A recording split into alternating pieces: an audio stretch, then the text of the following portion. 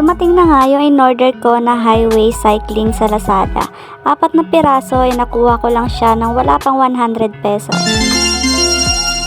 Dahil nga marami na akong black cycling kaya ito naman ang tinry ko iba-ibang kulay. Medyo manipis nga siya mga B pero okay na rin dahil nga mura nga lang siya. Hindi nga ako nag-e-expect na makapal na tela ang darating sa akin dahil nga ako ay kuripot. Stretchable din naman siya mga B kaya nga sinukat ko na siya isa-isa. Gustong gusto ko nga yung pagka-fit niya sa aking katawan dahil nga fitted nga siya. Kayo rin ba ay sanay mag-cycling sa araw-araw?